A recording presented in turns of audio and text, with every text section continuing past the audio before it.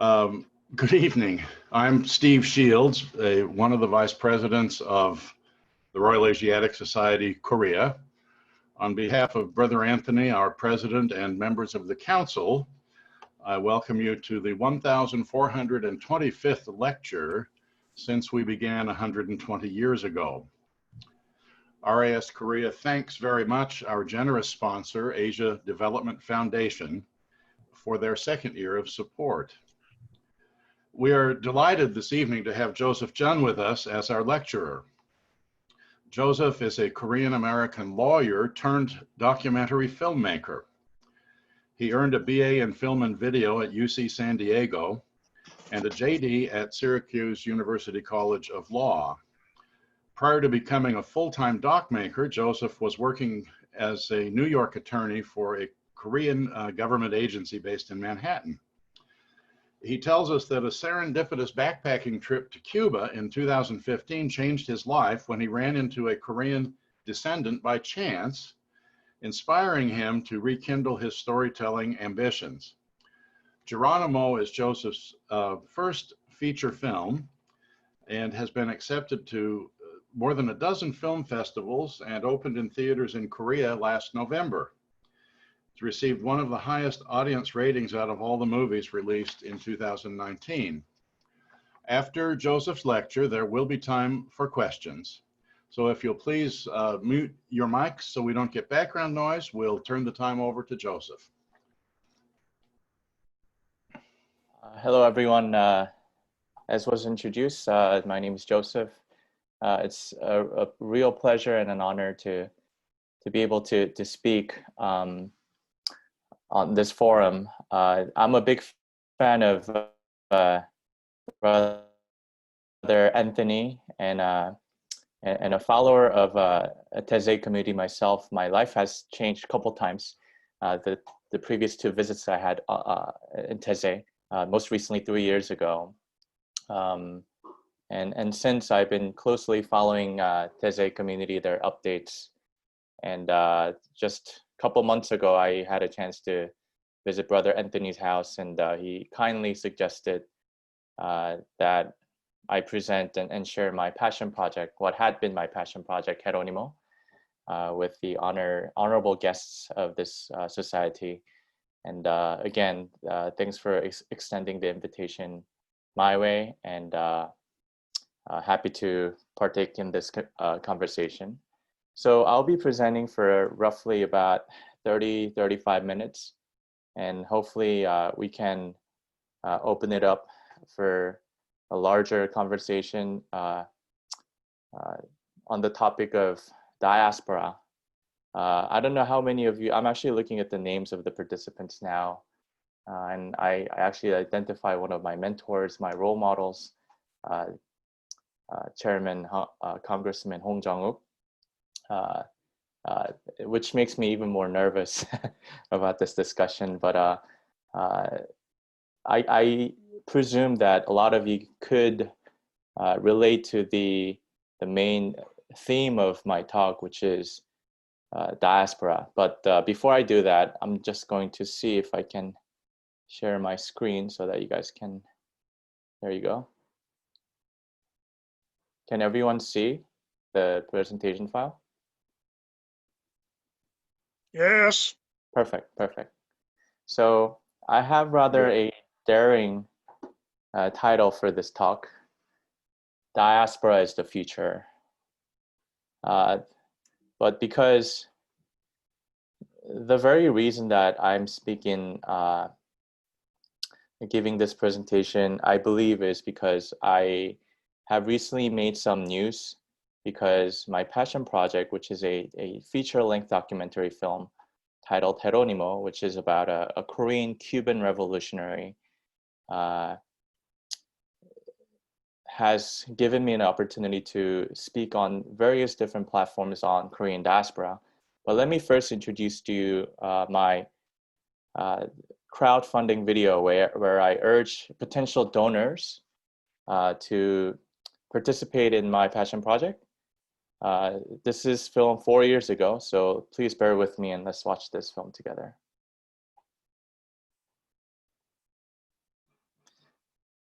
Wait. As I share, I believe I need to excuse my technical difficulties. I need to, let me see. There you go. Now you should be able to hear the video. I'll get back to the presentation.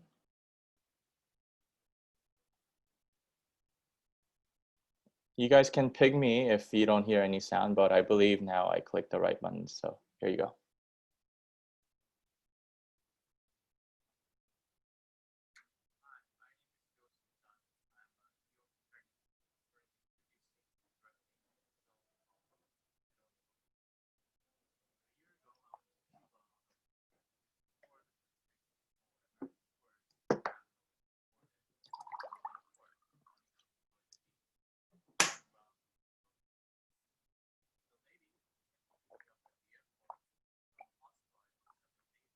There's no sound, is that right?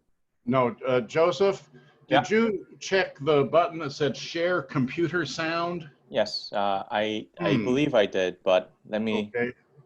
Try that again. We're not getting. I'll try this again. Yeah. Please let me know if. Hi, my name is Joseph Juhn. There we go. I'm a New York attorney, currently producing and directing a film called Jeronimo. A year ago, I went to Cuba on a whim to explore the country before American tourists and capitalism poured in. And of course, wanting to enjoy the beach, drinking rum, and smoking cigars. But the lady who came to pick me up at the airport from a hostel I booked several days ago just happens to be fourth generation Korean Cuban, whose father was the legendary Jeronimo Lim Kim, Korean.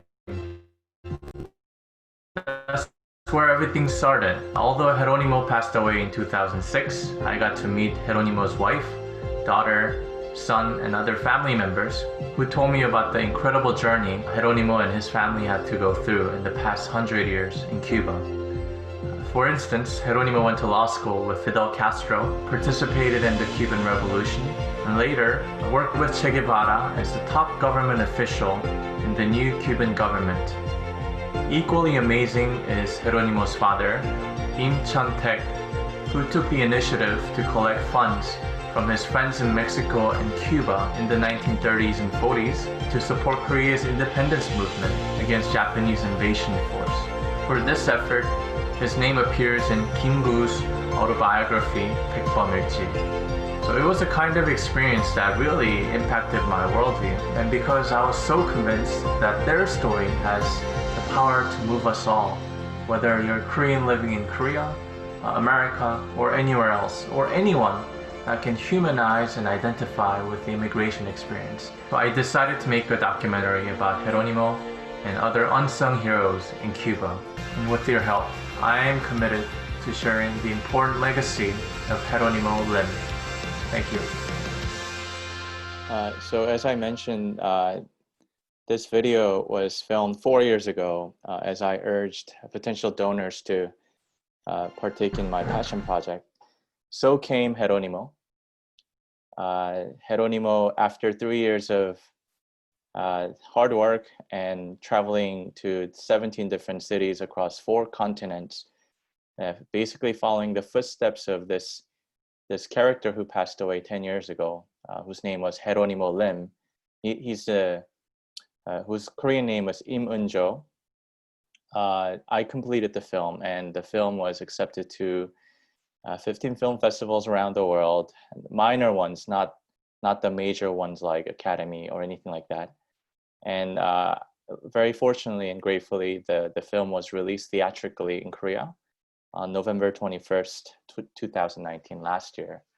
Unfortunately, on the same day, Frozen 2, the Disney animation, was also released in Korea. So we had an uphill battle just trying to secure enough theaters where we can play our film. But nevertheless, over 16,000 audiences came, and we are very grateful for their very high rating, actually. I don't know how many of you guys have had a chance to watch my film, but in case you haven't, and to perhaps stimulate your interest in my film, I'll play like a minute and a half video, which is basically like a trailer of what my film entails, which is relevant to the discussion that we're going to have for the next hour and a half. So please. My name is Nelson Lim. I'm the grandson of Jeronimo Lim Kim, a Korean who fought in the Cuban Revolution. 이문조 선생님은 쿠바 한인사의 가장 중심 인물이라고 할 수 있습니다. It's a story of return. The story of Koreans in Cuba is one of search for self and search for a home away from home. They worked as slaves, literally, all their lives. You understand? They're slaves. It's one of the saddest stories you ever want to hear. While Fidel Castro was in the mountains, in the city, there was a clandestine group. Jeronimo was part of that. Era una actividad secreta. Los detalles no se daban, aunque fuera familia. 학생 교수일 때 바티스타 투쟁에 참여해서 감옥에 들어갔죠. 칼막스 추종자. Cuba y la revolución cubana seguirían luchando y seguirían resistiendo. He said that he was recruited to be a spy. 위대한 수령 김일성 정치계사는 쿠바의 디젤 가스 노동주와 상봉을 하셨습니다. Hubo un episodio en su vida. Él visitó Corea del Norte. The people of Cuba are living in a crisis, a special period. 아버님 말씀을 제가 너무 안 들은 것 같아요. 전체성을 지켜야 된다. 좋은 한국이다. Como mismo se dedicó al principio a trabajar para el gobierno, con ese mismo entusiasmo, se dedicó a trabajar por la asociación. 그걸 고민하는 표정을 봤어요. Ninguna, completamente. Estoy convencida, segura. 쇼킹한 얘기죠, 사실은. 나는 이문조입니다. 오늘 기쁜 날입니다. Now, it is our turn to continue Jeronimo's legacy.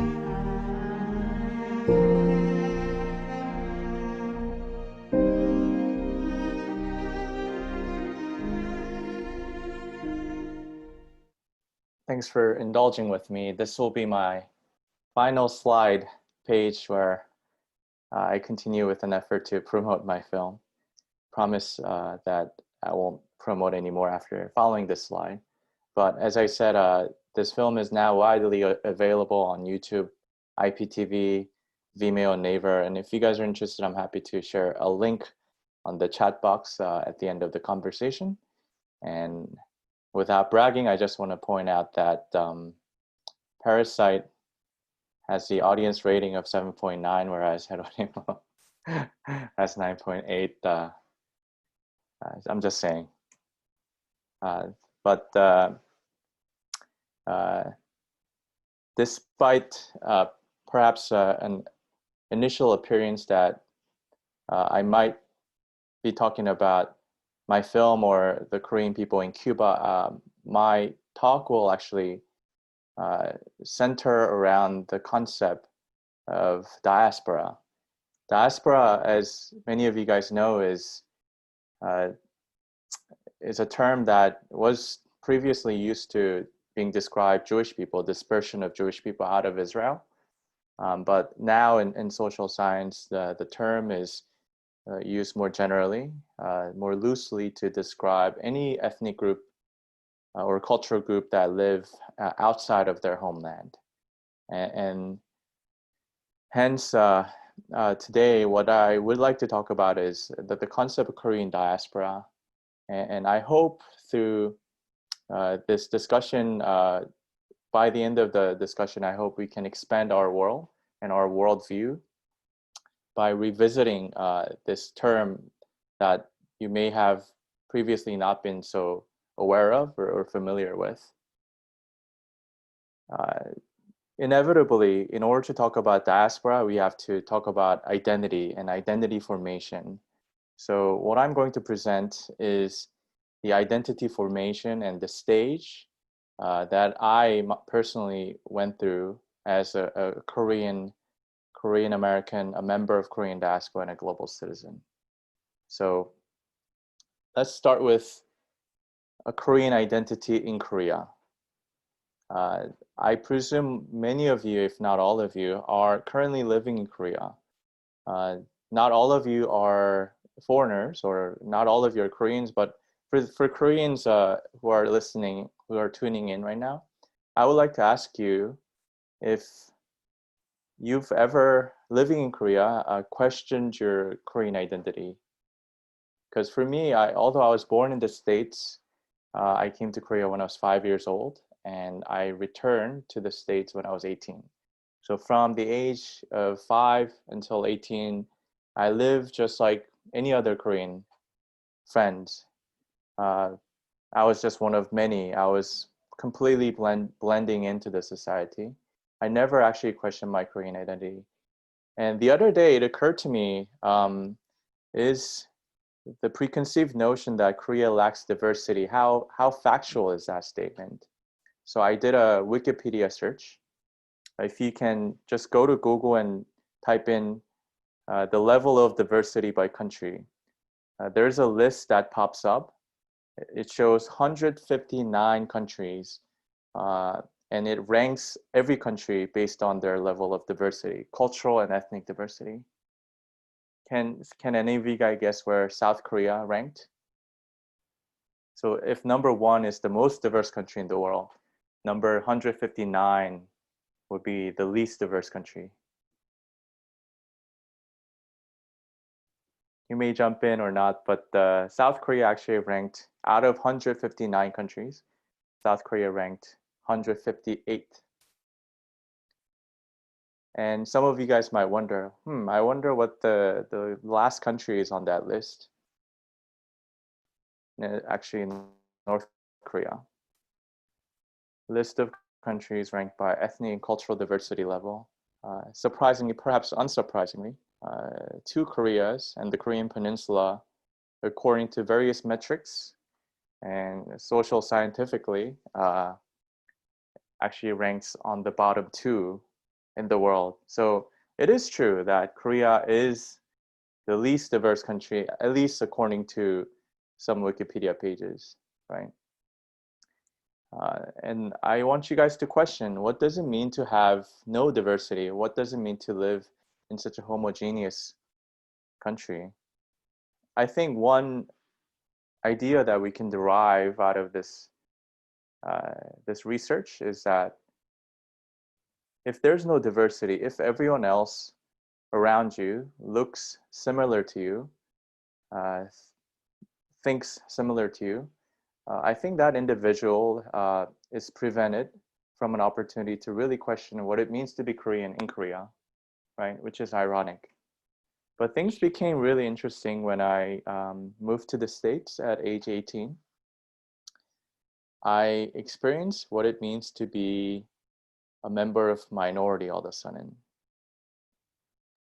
This had a pretty big dent in my worldview because prior to me moving back to the US, as I said, I never had to question or be self-conscious about who I am, about my skin color, about my ethnic background. I was a member of majority. But going from being a member of majority to minority had really completely shaped the way I saw myself in the society. And I started questioning where I really belonged. So my initial perception of myself was being forced into choosing between the 2 nations. It was binary, right? I thought I can either be an American or I can either be Korean. For me, being quite sensitive, a teenage boy, I didn't think there would be another way other than having to choose one over the other. Then I learned about the 1992 LA riots. I didn't go through the event myself. I moved to the States when I was 2002, year 2002 when I was 18. I had previously had a very shallow knowledge on LA riots and how it was always viewed as a struggle between black and white. never did I know that there's actually a Korean American narrative that's hidden in the larger discourse of that is, a struggle between black and white. So I am going to walk you guys through the evolution of 1992 LA riots. And I wanted to talk about this especially because of what's happening these days in light of George Floyd and the existing racial tension that pervades the conversation in the US these days. So I'm gonna talk about how LA riots is inherently related to the events of George Floyd and how that also in turn impacts the identity formation of Korean Americans living in America. And this is important for me because this is when I started really questioning what it means to be of ethnic Korean background. So please indulge with me. It says 1991, March 3rd.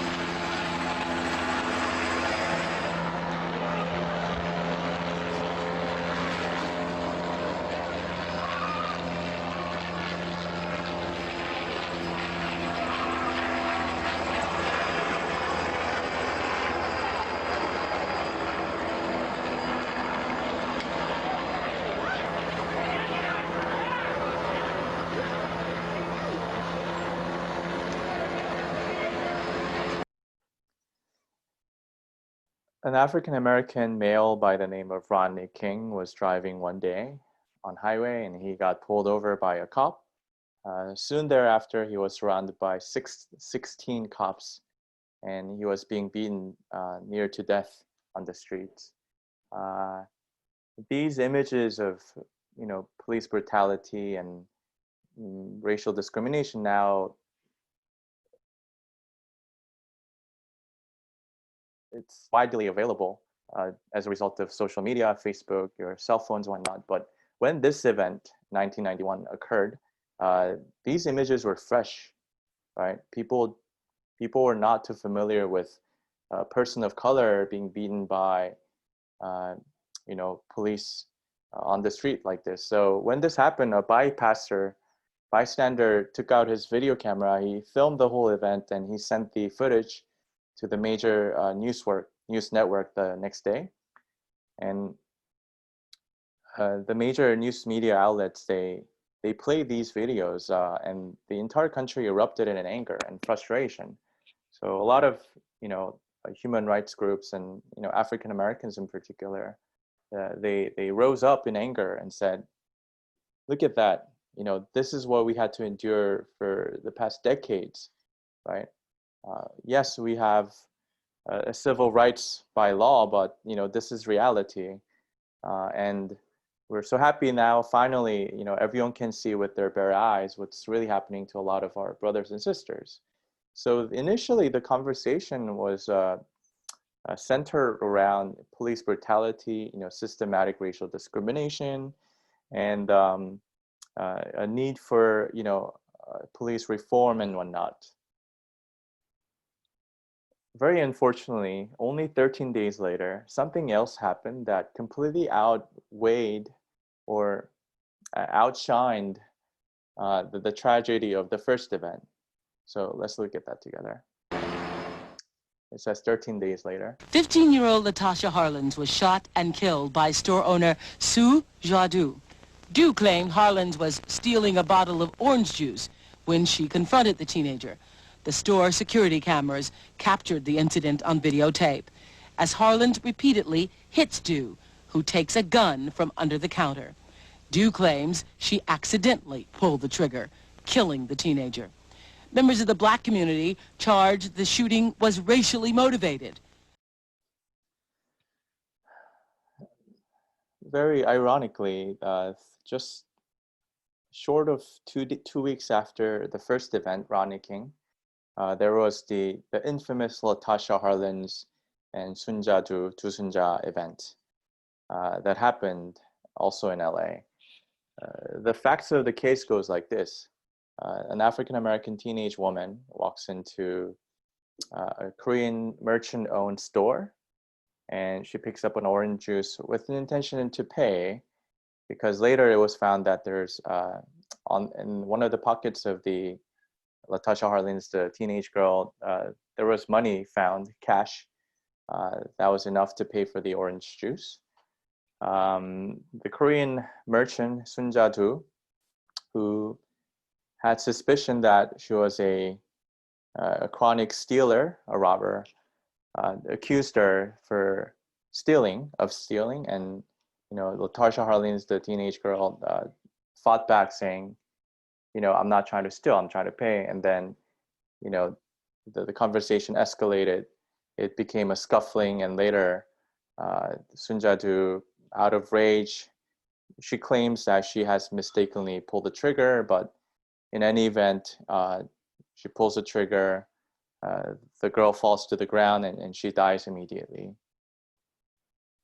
What happened in the larger mainstream media, and by the way, this is a sensitive topic, but this is not my opinion. I'm not making these claims up. I'm referring and quoting the claims that are made by a lot of Korean American, Asian American activists who have studied these cases for decades. They claim that most of American major media networks started looping the second video, Latasha Harlins, over and over and over for next weeks, as if to create a sensation that the second event is what's really the chronic problem in American society, whereas the first is just an happenance. What ended up happening was that a racial tension that had previously existed within the African American and Korean American community all of a sudden triple folded, right? All the media attention was focusing on how bad of relations that the two ethnic groups, the two cultural groups had previous to that point. So perhaps unsurprisingly, a year later, 4 cops were previously charged for beating Rodney King with brutality, assault, and battery. What happened was all 4 were found innocent. No one was charged guilty, right? Or sentenced guilty. So what ensued shortly thereafter was some of the famous images that you're already familiar with. And I'll show just little bits and pieces of that. Racially motivated. Let's start rolling some of the videotape. We were in an area right outside of Koreatown. There are a lot of Korean businesses in that area, and here we go. Once again, we got there just as this market was starting to be looted. Look at these people pouring out of the shoe store. You gotta wonder what's going on in these people's minds. You wonder what's going on inside these stores? Well, we took some shots here. Get out! This is America! Get out!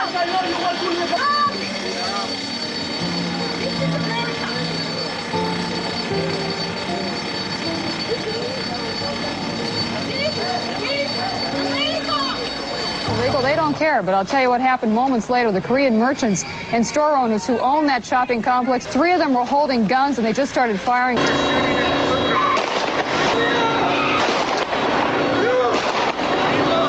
It actually pulled out loaded guns, but their bullets flying. These are tough images to watch, sit and stare. But for those who are familiar with the 1992 LA riots already know, for 72 hours after sentencing of the 4 cops, no police force came to Koreans' rescue for 72 hours. So Korean stores were looted, burned down, a lot of them were attacked, and there was even a fatality of one college student, Korean college student. Where were the cops?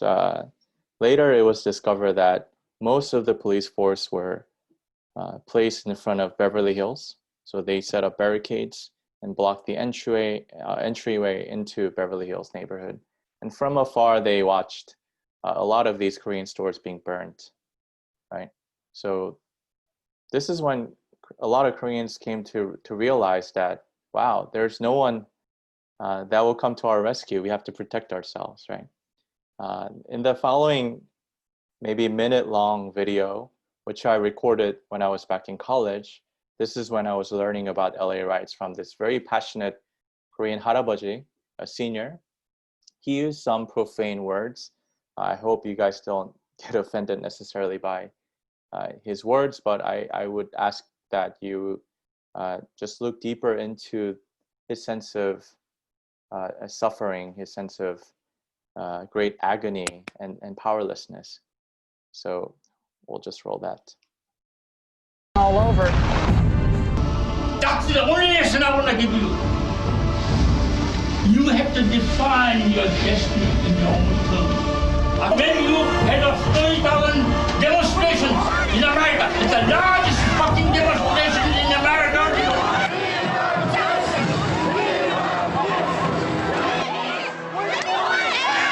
you want? They're carried out by your parents who don't speak a fucking nails. And you guys pretend it. That's when I will revolt again. I became a free American. I was sitting in that seminar room and I was filming his lecture because it was really so profound. And to confess, I feel like that's when I became Korean American myself also, listening to his words. The way he was describing the Korean American identity came about in the US is as a result of complete destruction experienced by Koreans in LA during that time. And so to paint Koreans as only victims would be a complete fabrication of and description of the event and the complex dynamics that existed within different ethnic groups at the time.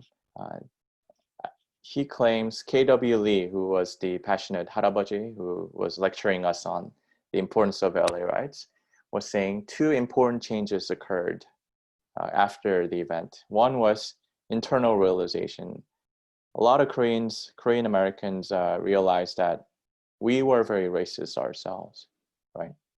We were always discriminating the very people we serve in poor communities and perhaps less fortunate communities, and we never.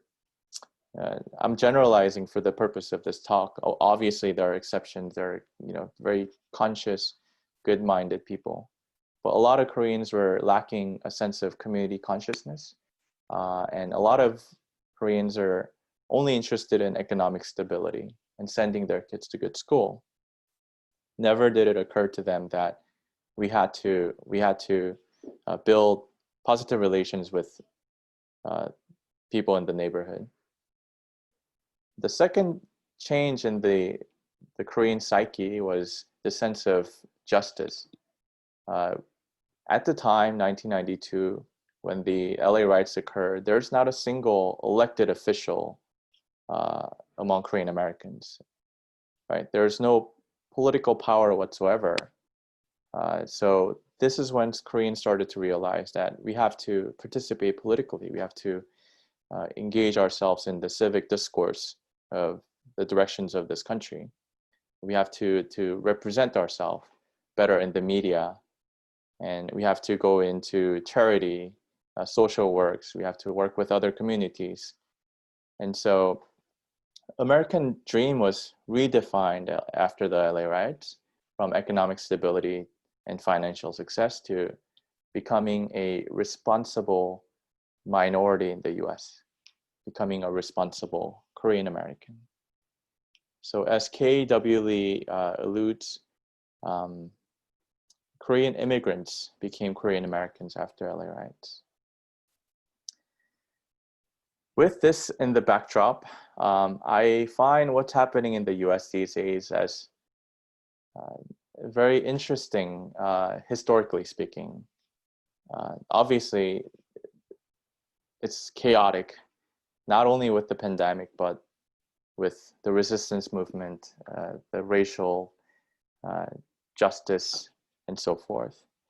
And it was initially reported after the death of George Floyd that there, just like the 1992 LA riots, there are stores being looted, burnt, people being attacked. And a lot of Korean Americans were on the edge, fearing that we might experience the second LA riots after 28 years, right? And so I was equally devastated and extremely concerned about what was unfolding in the US, especially for Korean Americans. And the other day I was researching on this case, and I found one clip of Korean Americans and Black Americans marching together on the streets. And so I was so very moved by this clip that I edited the video and wanted to share this with you, because I think it shows the evolution and the maturity of the Korean Americans, because the people you'll see on this clip are basically the children of those who have experienced LA riots. A generation has passed, and I wonder how much we might have changed since. But please, bear with me. Officer Derek Chauvin had his knee on George Floyd's neck for 8 minutes and 46 seconds. I can't breathe! I can't breathe! I can't breathe! I can't breathe!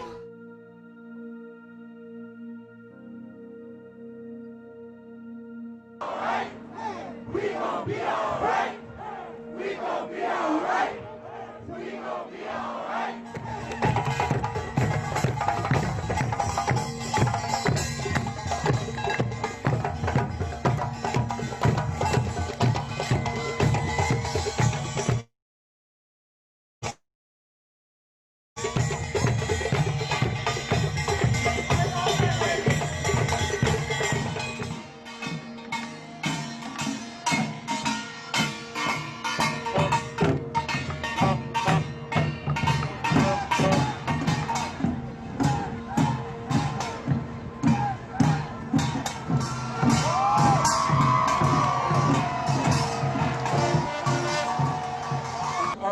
Brothers and sisters, we would like you to know history don't have to repeat itself. As a people, we can come together in unity.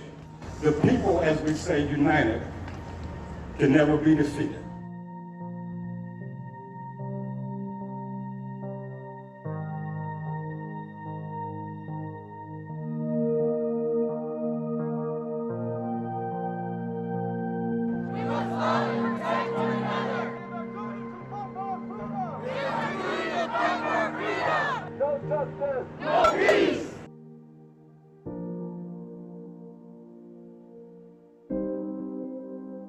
My Asian Americans, I'm proud to stand with my black sisters and brothers as we stand up for their lives. My black folks, my Latinos, my native folks, let's stand together. Let's not let them turn us on each other. The people united will never be divided. The people united will never be divided. The people united will never be divided.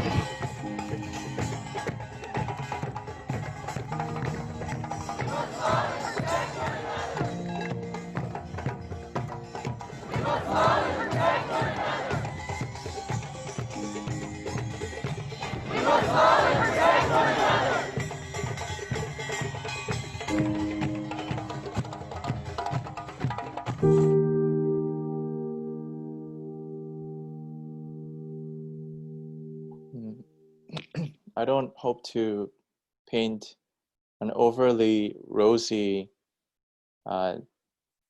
picture of what's happening in the US now, but after watching this clip and editing, I came to realize that maybe things have gone a bit better And we are headed towards the right direction, at least the new generation of Korean Americans living in the US.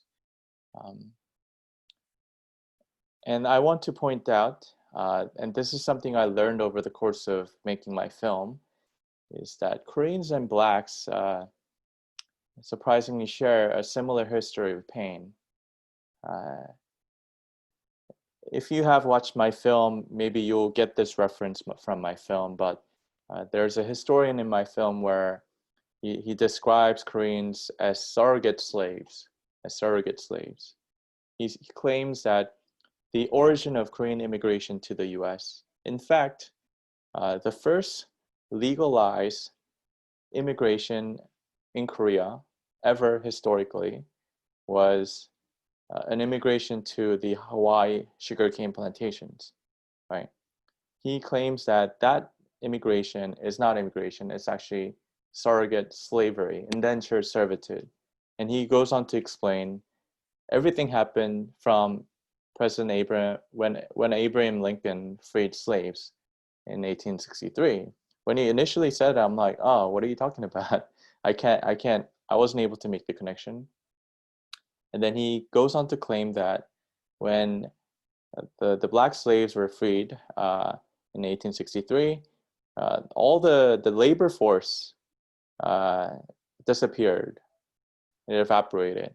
So a lot of Americans were, venturing into the Wild West, who needed some sort of labor, turned to Asia to look for cheap labor. He goes on to claim, the historian, that so first came the Chinese, who basically built the railroads across intercontinental US. And then came Japanese, who were largely sent to Hawaii initially and to California and so forth. And then Koreans, right?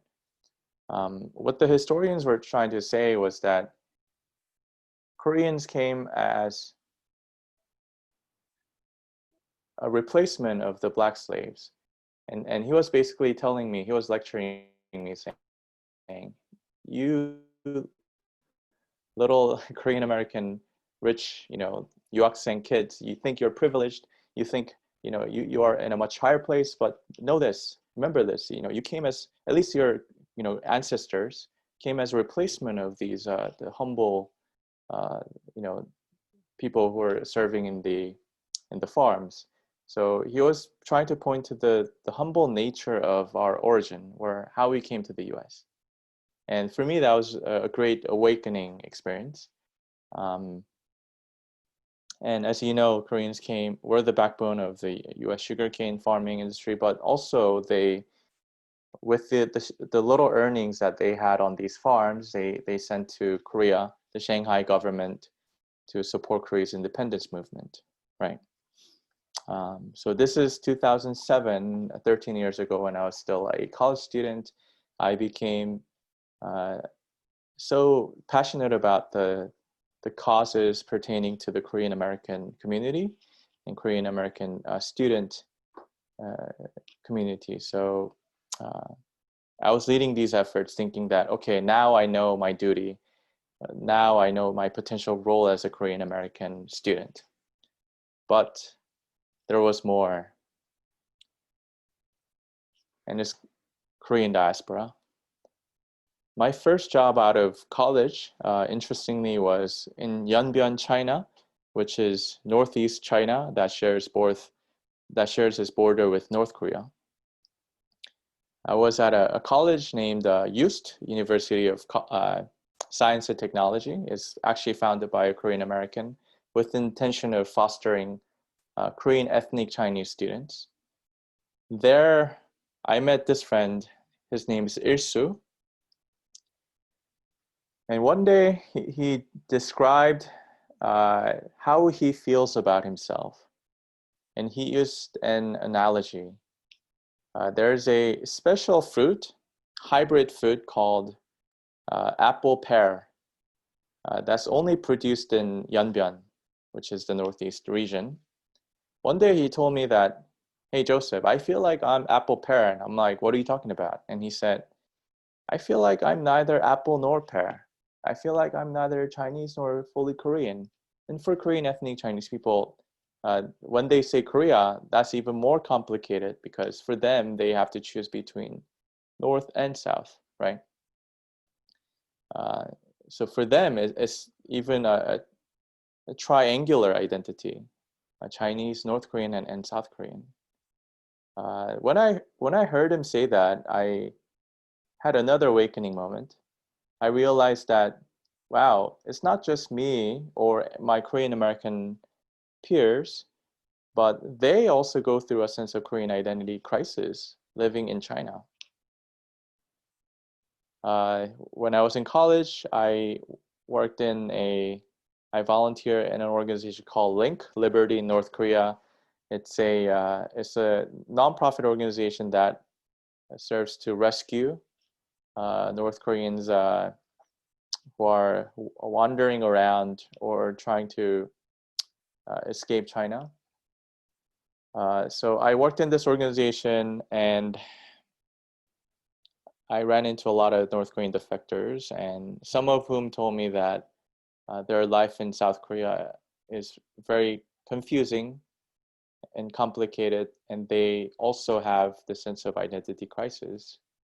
When I was backpacking in Germany, I ran into Korean Germans whose parents were sent to Germany in exchange of foreign aids by the Korean government.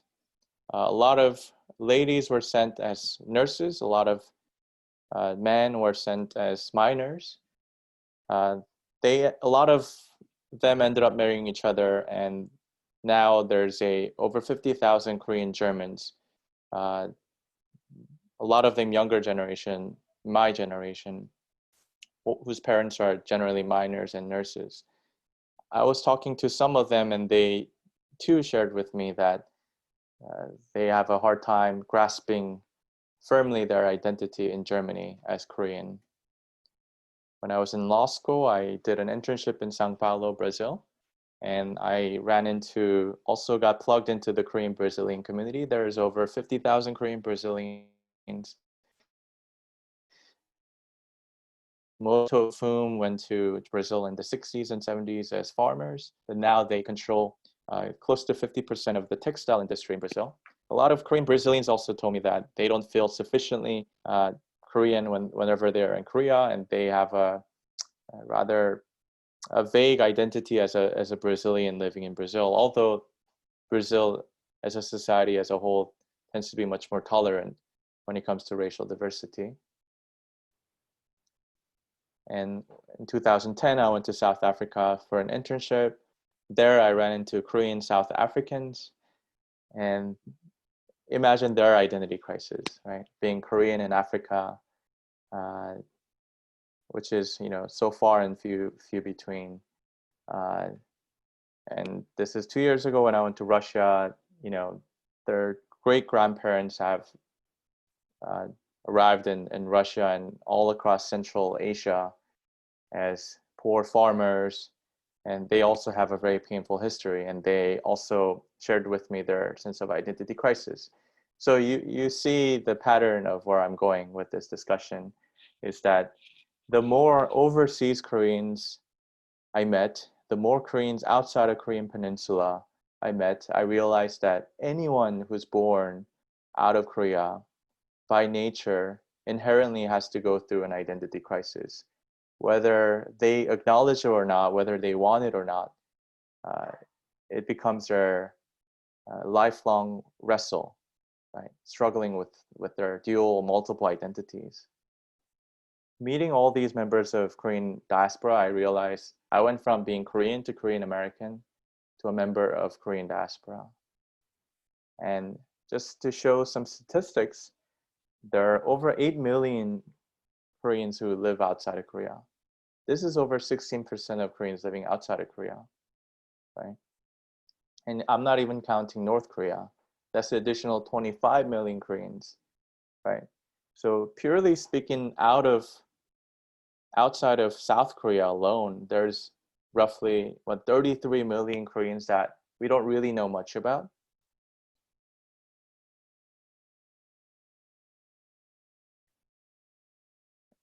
per capita, Korea has one of the largest diasporic populations. Perhaps this is the reason that Koreans often compare ourselves to the Jewish people, right? And so the whole premise of my project, Jeronimo, and the things that I'm doing these days, which is trying to spark conversations around the concept of diaspora, is what kind of relationship should exist between the members of diaspora and homeland?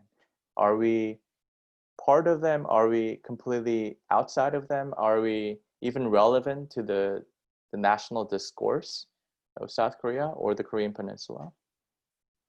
So I'm careful to use the Jewish example because I'm not making any political statement, but one thing I marvel at is how the Jewish people have lost their homeland for nearly 3,000 years. But after 3,000 years, the Jewish diaspora came together and formed Israel. We won't get into the controversial nature of the establishment of Israel and how it's being preserved, restored. But I just marvel at how the diasporic community can come together and decide to restore their homeland, right? So came my conclusion, and this is something that I've been really tossing around a lot with my close peers and some of my mentors and whatnot these days, is maybe just as the diasporic community of the Jewish people came together to restore Israel, maybe there's a role that Korean diaspora can play in the Korean Peninsula, right? So comes my final chapter, and I'm almost over. So some of you guys may wonder, since this is a RAS talk, that you might think that, okay, maybe Joseph, this director guy, he's trying to advocate for a sense of nationalism or patriotism. If you end up making that conclusion, I'm sorry, but it's completely the opposite, in fact. What I'm ultimately advocating for is a sense of humanism and a sense of global citizenship. For the next 20 seconds or so, I would like you to maybe closely stare at the images that I'm about to show you. First, this is an image of Korean laborers in 1905, shortly after 1,000 Koreans were sent to Mexico, to Yucatan, to work in the Henneken farm field. As you can see, there are some children on the far left corner. There's some elders and seniors in the far right corner. I think the person who's sitting down on the left, the far left corner, is actually, he's blind, but he's still working. This is a devastating image, right? Because according to one letter by a Chinese merchant who was passing by the neighborhood and saw these Korean workers, he described them as being less of value and worth than cows in the farms, right? What I want to point to you is that over 8 million Koreans living overseas, whether they acknowledge it or not, whether they like it or not, they live as immigrants, minorities, refugees, and foreigners, right? The moment you step out of the Korean soil, you become one of those four. You're a foreigner, you're a minority, you're an immigrant, you're perhaps a refugee.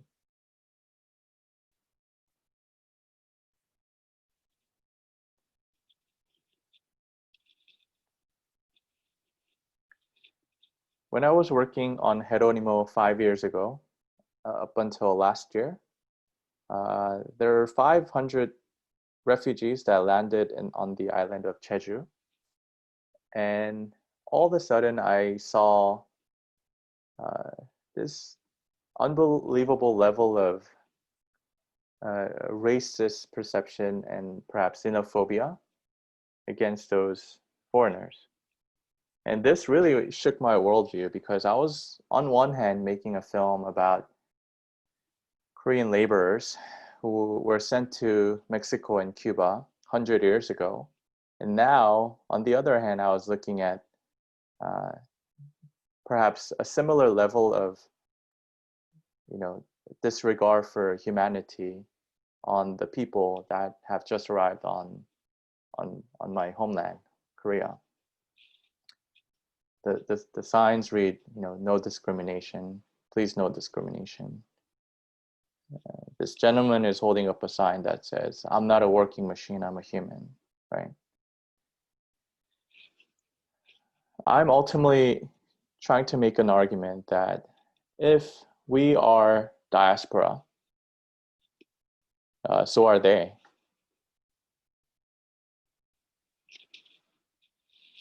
This brings me to a point that there are over 2.5 million new Koreans living in Korea. That's 5% of the population. Especially the subgroups that I named on this slide, Korean Chinese, Korean, who are Korean Russians who have resettled back to Korea, maybe some adoptees, intermarried children, economic migrants, refugees, and North Korean defectors currently in Korea. We have to question what kind of rights and status and treatments they're receiving as minority. And the argument that I'm ultimately trying to make is that if it is difficult for native Koreans to accept these foreigners with open arms, I'm arguing that maybe members of Korean diasporas who inherently possess multiple identities and understand what it means to have a clash of different cultures can come in the middle and play the bridge, because I believe the members of diaspora inherently possess global citizenship traits and characteristics. So these are the two strengths or takeaway from diaspora, I think, is that through the members of diaspora, we can actually reflect our own identity, because otherwise we won't be able to live in Korea, which is, the most diverse country in the least diverse country in the world. And also what we can learn from the diaspora community and their history and their present life is that we can expand our reasoning and the depth of our thoughts through their existence because of their global citizenship traits.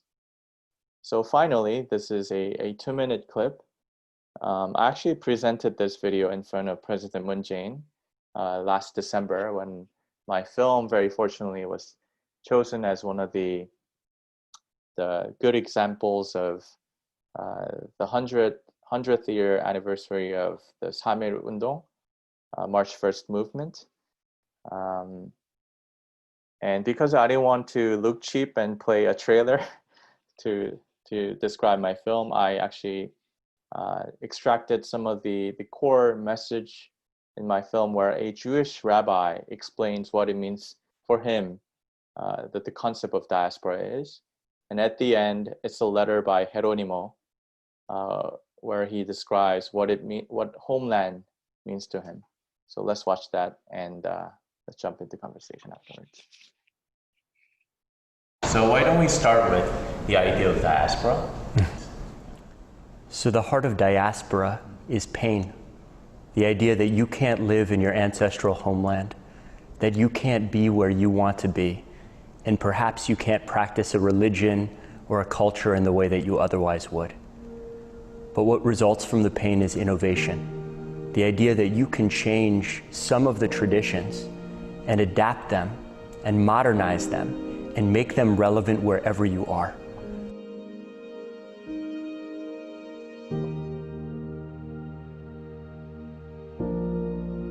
Para mí yo soy coreano, yo no soy cubano. Para mí yo soy coreano y me muero siendo coreano. ¿Comprende? Porque es la única patria que reconoció mi padre y mi madre. 나한테 한국어 좋지 않아요. 그렇지만 매일 한국어 공부하고 있어요. 한국 개그맨 사람입니다. 알아요. 그렇지만 난 한국 Could you read the letter from your grandfather? Ya. La patria. Patria es el legado de abnegación de nuestros antecesores y la ofrenda de nuestros mártires. Es la inspiración de los que sueñan un mañana mejor y un futuro de hermandad. Su concepto va más allá de las fronteras geográficas. No se limita a los que nacen en un lugar determinado, ni se sujeta a las normas políticas de un nacionalismo egoísta. El sentimiento patriótico debe fundirles a la esperanza y al clamor de los desposeídos, de los explotados que aspiran y luchan por un mundo mejor. La patria es la dignidad y el honor de los que saben merecerla.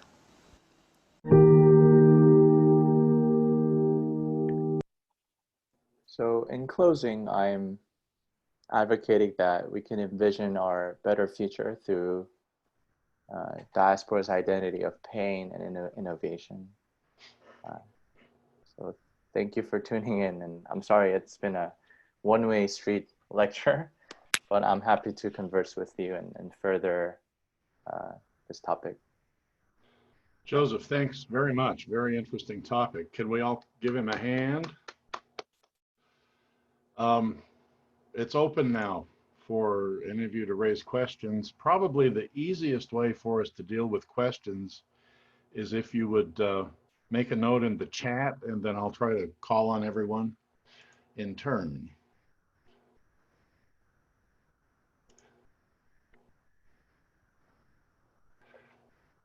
I'll just share a comment that Susie typed a little while back. She said, "I'm half Korean, born in Germany.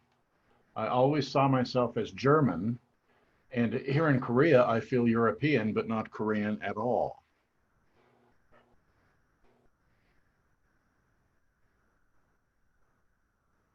Not a question, just a comment.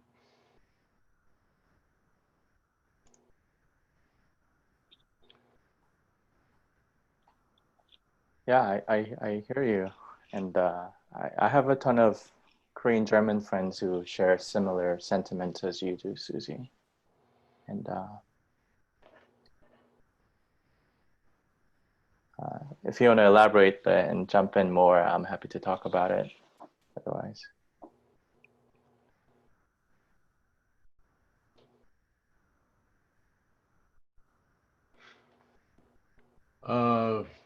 Here's a comment. "Thank you so much for this presentation. I was curious to know if you have any thoughts on what role K-pop might play these days for diasporic communities." A tremendous impact, and I'll use the Korean Cuban case as an example. I don't know if you had a chance to watch Jeronimo. If you haven't, I would encourage you to do so, not because I'm trying to sell my film, but I think it'll really give you a lot of different room for thoughts.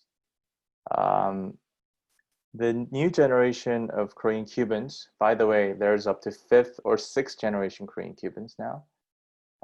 Their renewed sense of Korean identity comes surely because of BTS and EXO and Blackpink and all the Korean pop, Korean wave, Korean dramas.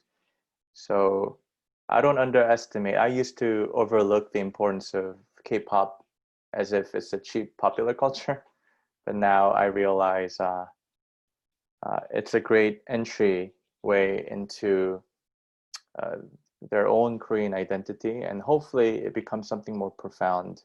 Hopefully it adds depth and weight as they ponder upon the notion, although their initial introduction may be through K-pop. But you know, we didn't have such a thing 20 years ago. So, you know, although it might appear superficial in the beginning, I think it's a great blessing. Yeah. Matt Jones thanks you for the thought-provoking presentation.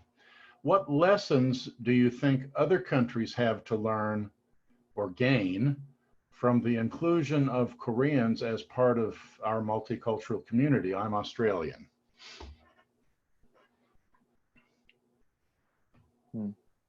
But what would other countries have to gain from the inclusion of Koreans in their societies?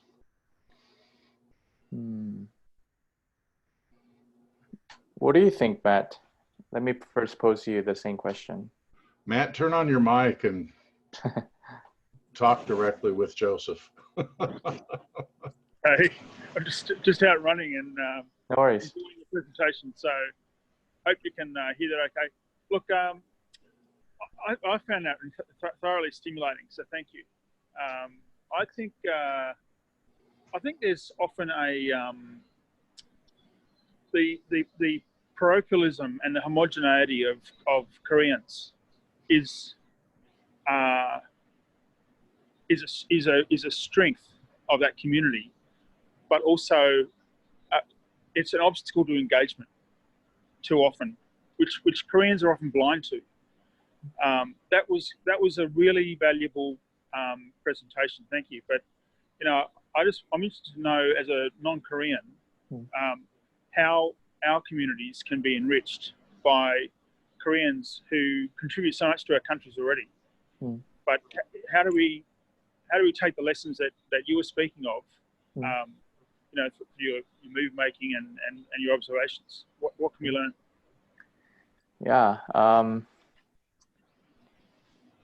I want to first preface by saying that the Korean diasporic history is relatively short, right?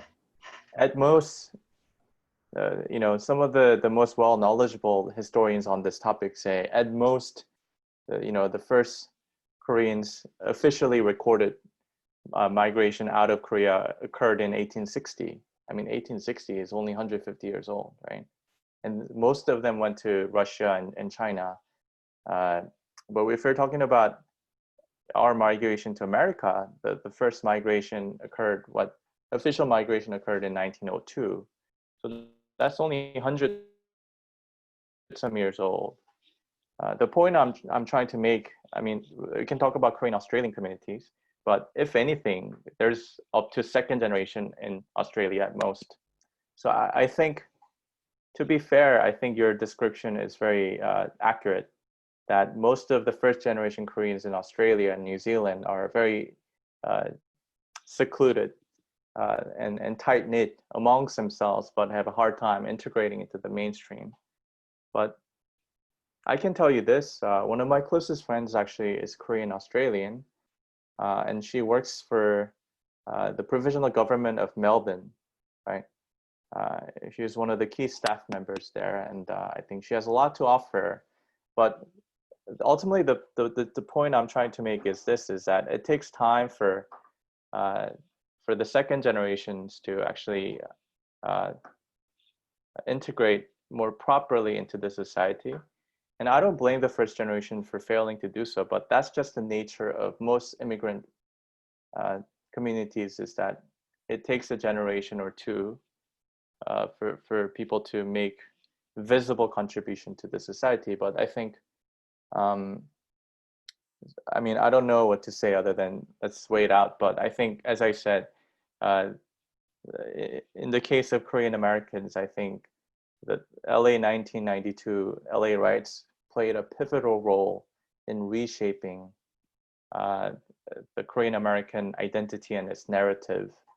As destructive and harmful it was, I think it was also an opportunity for us to realize the need for us to become a more responsible minority in the US. And hence now there's, many politicians, many people in the community who are playing critical roles. So I think it will take, another decade or two for the case of Australia, because the immigration to Australia is relatively later than immigration to the U.S., right? But you know, I appreciate you identifying some of the positive traits.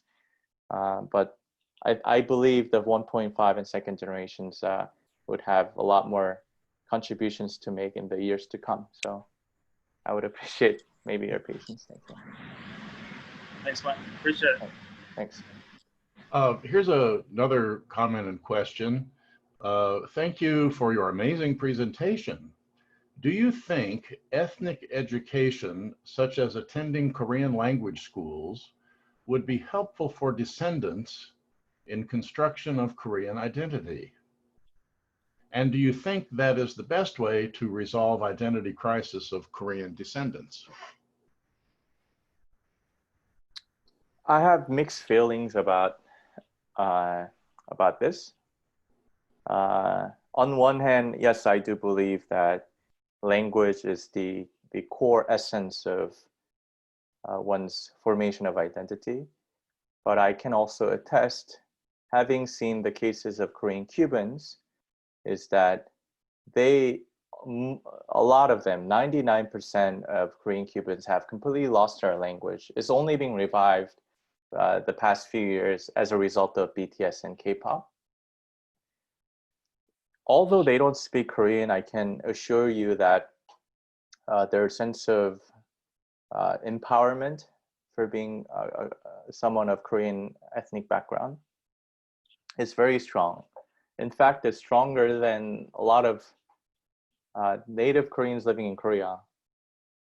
They're yearning for their homeland, Korean Cubans, and their attachment spiritually, emotionally, psychologically to what it means to be Korean is so strong, even though they don't speak the language at all.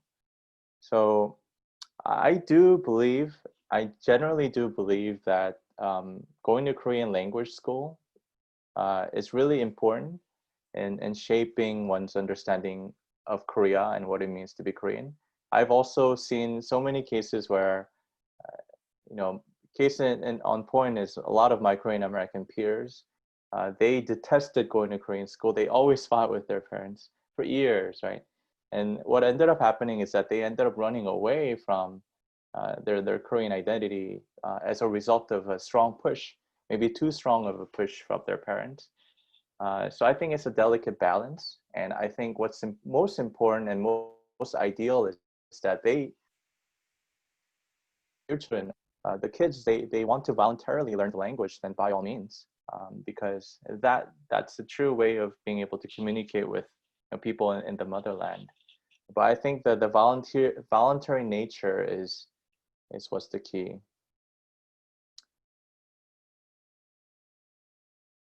When you say voluntary nature, Joseph, you mean Koreans who are in other places volunteering to be part of community programs where they live?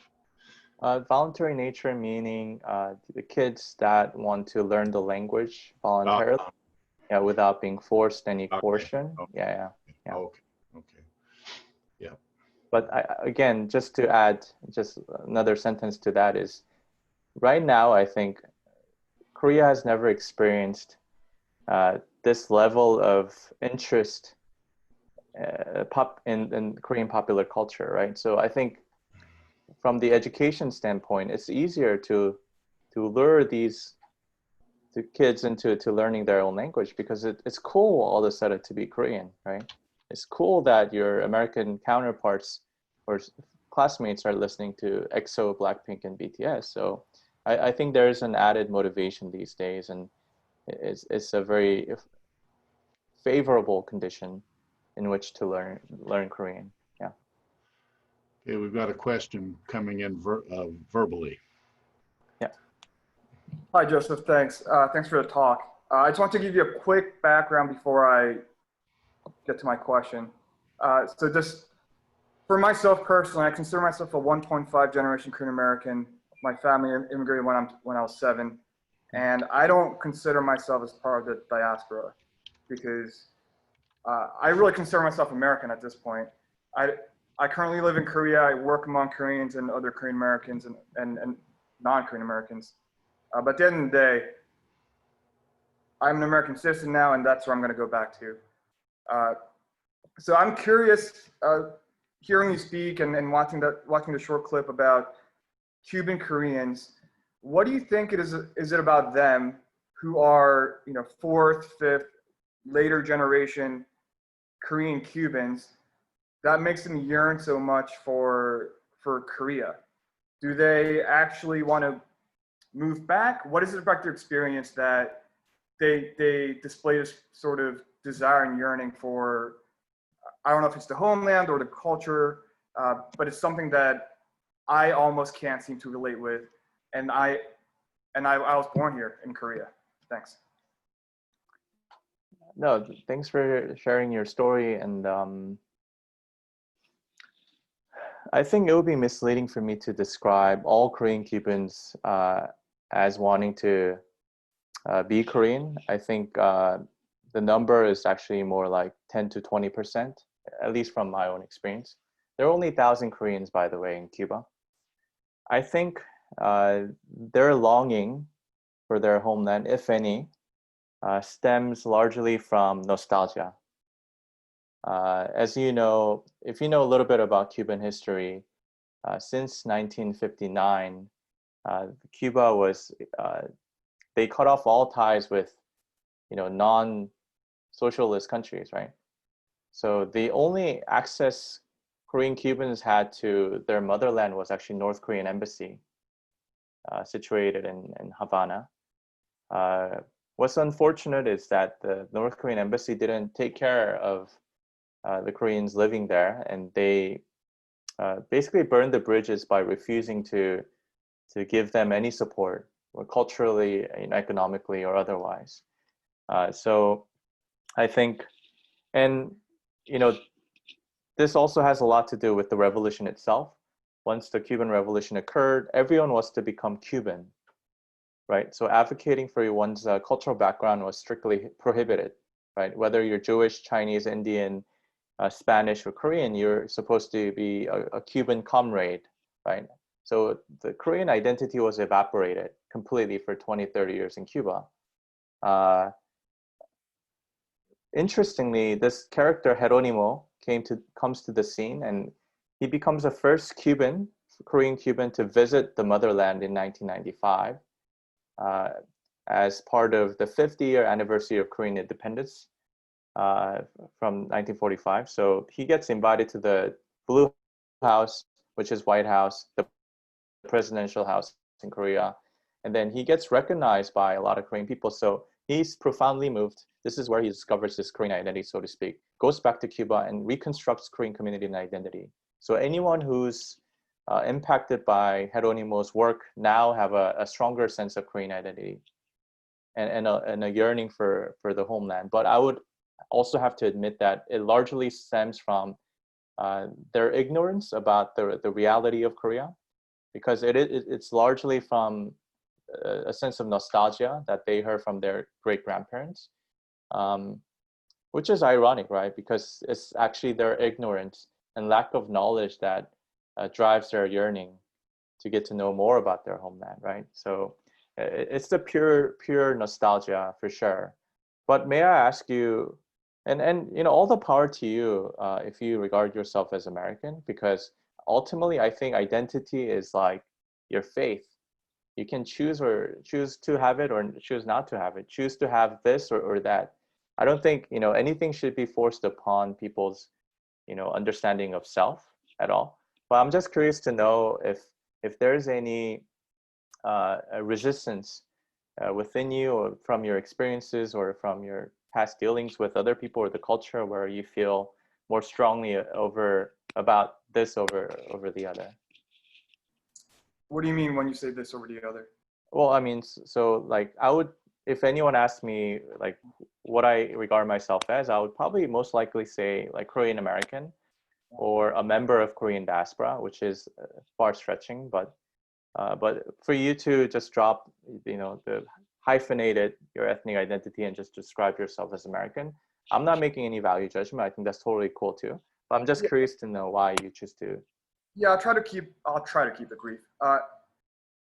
So the way I see it, right? I mean, my parents moved, like many parents do, or many families do, for greater economic opportunities. Sure. And I think when they first moved, they weren't sure how long they're going to stay here for, but it's already been over 20 plus years.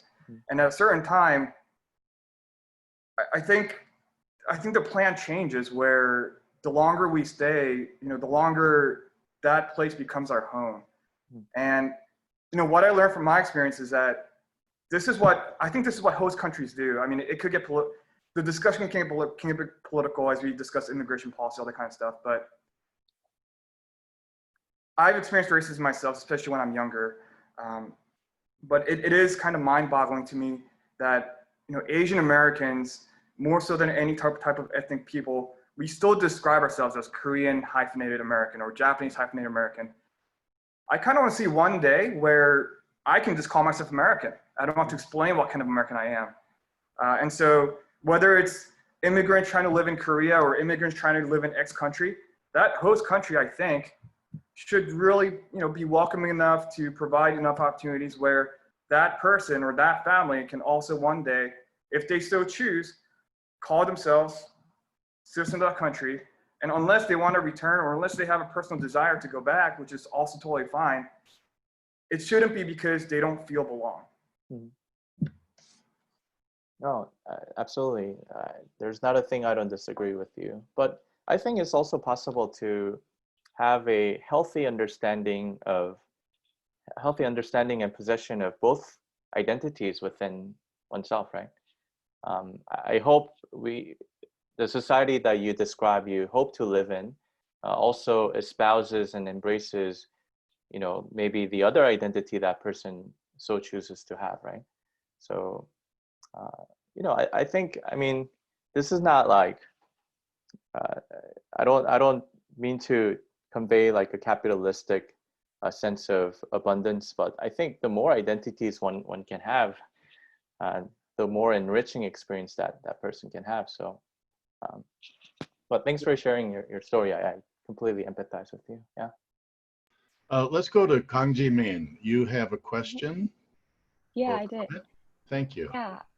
Well, thank you so much for your presentation. So I'm Korean. I'm currently in Seoul, which is where my family is, but I grew up in Hong Kong, and I'm actually a Spanish and Portuguese major at a school in the United States. And so in many ways, like your presentation hit a lot of chords with me. And, I was actually really surprised because I knew about some of the diasporic communities around the world, but I didn't know how big the Korean diasporic community was. And I think that was just something that I've been reflecting a lot on these days as migration becomes increasingly difficult. So I just wanted to thank you for sharing that. And I was curious to know, I don't think in schools in Korea, for instance, or even anywhere really, people really focus on talking about these diasporic communities. And I just wanted to hear your take on why it is that maybe people don't learn as much about the existence of these communities in the educational system. Because I think if it were part of the curriculum or something like that, I wonder if it might be easier for diasporic communities kind of to feel more welcome in Korea, which, even if I am Korean, the first time I moved back here 3 years ago, I felt incredibly alienated. And so that was an interesting experience.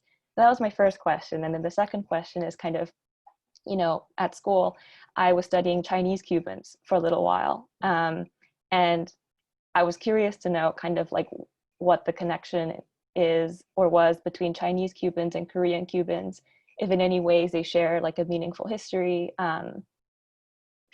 That was just my second question. So the first is more on the educational system here in Korea, and the second more on a Cuba specific question. Sure. Thank you, Jimin. I think in terms of education, you bring up an interesting point because are you familiar with the Overseas Korean Foundation in Korea? It's a quasi-government organization that's directly under Foreign Ministry that focuses only on the overseas Koreans, Korean diaspora, basically, right?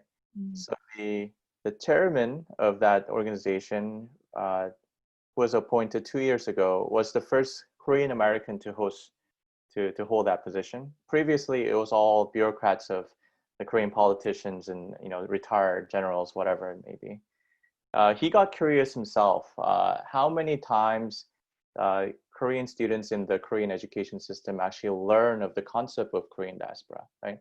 So what he did was this: he collected 105 different kinds of textbook that's being currently taught in Korea. And then he researched how many times the word 재외동포, which is overseas Korean translated, appears on the textbooks. And can you guess how many times it appears in 105 textbooks in the elementary system? 0 times. Yes, you're correct.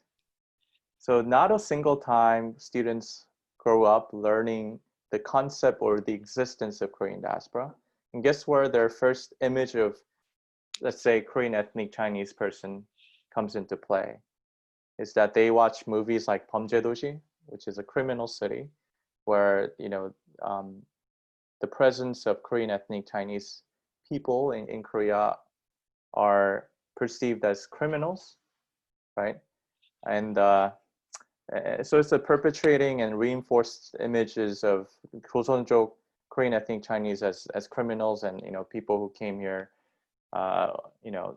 working in hard labors, not paying proper contribution to the larger Korean society. So what I'm trying to say is that there's no mention of overseas Koreans or the concept of diaspora in the Korean education system. So there are organizations like OKF, Overseas Korean Foundation, that tries to politicize the matter more, so that just like 다문화 교육, the diverse culture group education, which is being more popular in the past 4 or 5 years, and which is solidly implemented in the education system as a whole.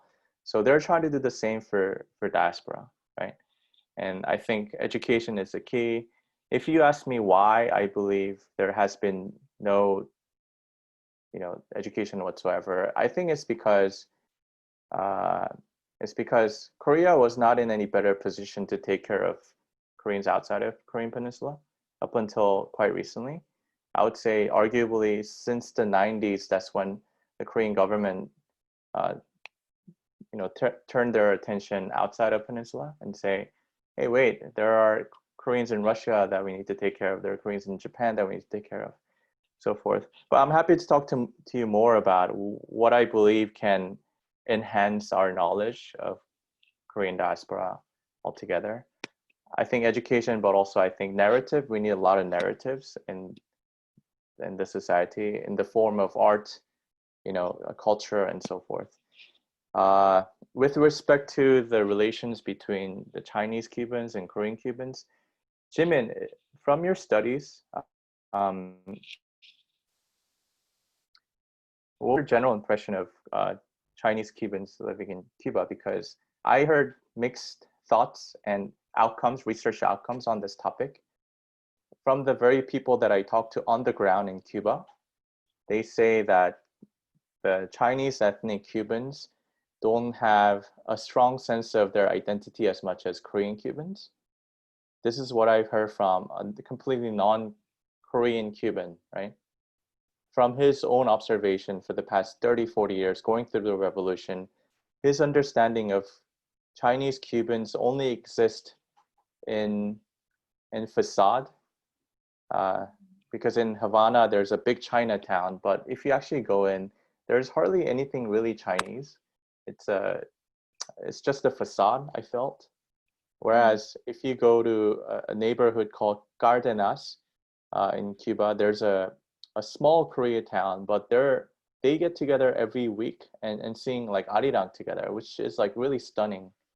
And I felt their understanding of Korean roots is maybe deeper than that of the Chinese Cuban, but I might be biased because I only heard from few sources. Mm-hmm. Yeah, I mean, from what I learned, and it was like a very comprehensive class about identity in Latin America, and so we touched upon Chinese Cubans for a few units. There's a very complex history where on one hand they were kind of seen as like compatriots in the fight for socialism, and they were very like feminized in like popular narrative is something that I remember being very significant, which I think falls in line with just this like broader trend of like feminization of like Asian men in like a lot of like Western history. So they had this like complicated kind of like xenophobia was definitely an issue as a consequence of that. So kind of the coexistence of like, yes, you know, they are compatriots because they helped us fight all these revolutions, with like, oh, but they're also the other. Like I know that like that was definitely an issue, which I'm sure might have also applied to Korean Cubans just by nature of like looking different. But you know, I'm not so sure about like current day what the situation is. I just know that, I mean, there's in New York, there's like a diaspora of Chinese Cubans as well. Like there's a famous Chinese Cuban restaurant in New York City. I don't know if it's still open because of, you know, coronavirus and things like that. But it seemed to be, to me at least, that like because that diaspora was able to then become another diaspora, perhaps that meant that it was already pretty stable and strong to begin with. But, you know, like I've never been to Cuba, so I wouldn't know. Sure. Happy to exchange more thoughts, because I just have to mention this, that as I said, there's 1,000 Koreans in Cuba, and it's up to 6th generation, but starting from 4th generation, everyone's mixed blood, so-called mixed blood. So there's not a single, let's say, quote unquote, pure-blooded Koreans by the 4th, 5th, or 6th generation. So visibly, it's hard to tell them apart from maybe other more stereotypical Cubans, right? But it is, I think, fair and safe to say that, you know, a sense of there's not much racism that exists in current Cuba, although some might argue that Afro-Cubans have a lesser of treatment in the larger public discourse.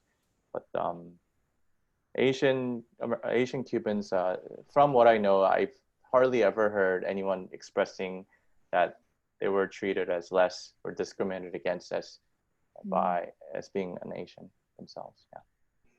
That's good. Thank you. Thank you, Joseph. Again, thank you very much for sharing with us tonight. We've had a good discussion. There are a few comments in the group chat box. If you want to take a few minutes quickly to scan those. We don't have time for me to read them all out. Our magic hour has arrived. I do want to make a mention to everyone that we'll be taking a few weeks holiday over the summer from our lecture series. Our next lecture will be September 8th at 7:30 p.m. We're kind of crossing our fingers behind our backs that we might be able to do it in person at the Somerset Palace, which is our regular venue, but we will have to let you know later. Our speaker on September 8th will be Taeung Lee. He's a broadcast journalist with KBS. His lecture is titled, Finding Common Ground, Reconstructing Contemporary Korean History with Archival Footage. And as you can imagine, he has quite a library of video available at the KBS archives, from which he's going to put together a very interesting presentation for us. So again, everyone, thank you so much for joining us tonight. Wish we could all be traveling somewhere exotic for our holidays, but we can do that down the street at the local Cuban restaurant in Itaewon, perhaps. So good evening, and we'll hope to see you the 1st of September. Bye-bye now. Thank you. Thank you.